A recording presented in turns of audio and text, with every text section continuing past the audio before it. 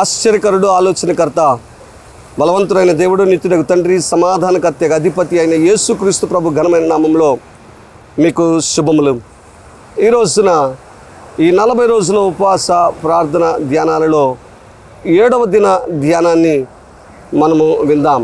ఈ 7వ దిన ధ్యానం మనం చూసినట్లయితే అక్కడ దేవాలయమునకు నాశనము అని రాయబడతా ఉంది. అంత మాత్రమే కాదు, అక్కడ మనం చూస్తే గర్వభంగము అని రాయబడుతుంది.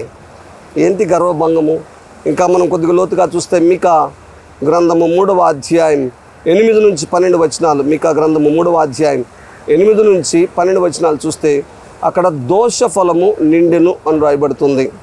ఎవరి దోషఫలము అని చూస్తే ఈ రోజున నేటి దినాలలో ఆ మాటలు వింటున్నప్పుడు మనకెంతో జ్ఞానాన్ని కలిగించే మాటలుగా ఉంటూ ఉన్నాయి.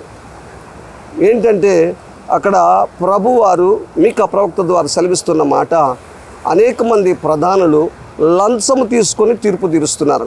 అనేక మంది ప్రధానులు లంచము తీసుకొని తీర్పు తీరుస్తూ ఉన్నారు. అంత మాత్రమే కాదు, యాజకులు కూలికి బోధిస్తూ ఉన్నారు. అదేవిధంగా ప్రవక్తలు ద్రవ్యము తీసుకొని సోదె చెప్తున్నారు అని అంటున్నారు. ప్రభువారు అంటున్న మాట, ప్రవక్తలు ద్రవ్యము తీసుకొని సోదె చెప్తున్నారు, యాజకులు కూలికి బోధిస్తూ ఉన్నారు. నేటి దినాల్లో ఇటువంటి యాజకులు, ఇటువంటి ప్రవక్తలు అనేక మందిని మనం చూస్తూ ఉన్నాం. వారు అనుకుంటున్నారు, నేను సరైన రీతిలోనే ఉన్నాను, ప్రభు యొక్క కనికరం నా మీద ఉంది, నేను దేవుని ఆధారం చేసుకొని చెప్తున్నాను అంటున్నారు. కానీ వాస్తవానికి ప్రభువుని ఆధారం చేసుకొని చెప్పట్లేదు.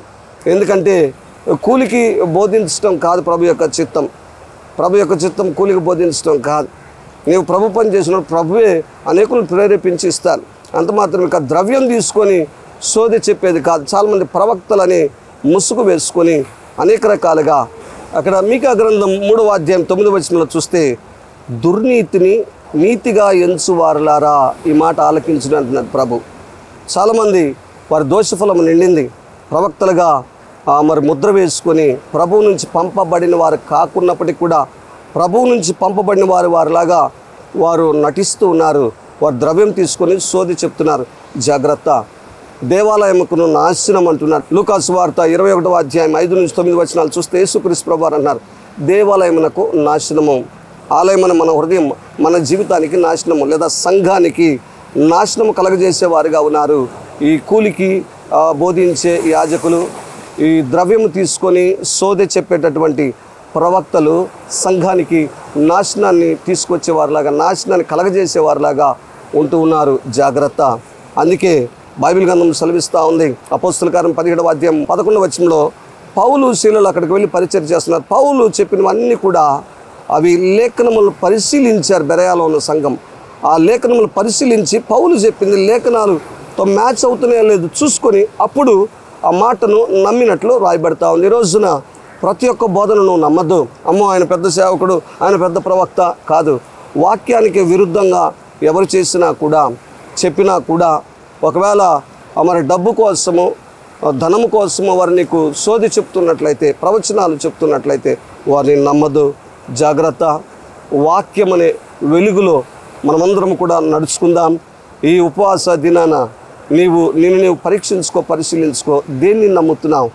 వాక్యం, సత్య వాక్యాన్ని అనుసరించి నడుచుకుంటున్నావా లేదా అని 7వ దిన ఉపవాస ధ్యానము మరి ప్రకారము నీవు నడుచుకుంటున్నావు లేదో చూసుకొని ప్రభు యొక్క వెలుగులో ముందుకు సాగిపోవాల్సిందిగా ప్రభు పేరిట మనవి చేసుకుంటున్నాను.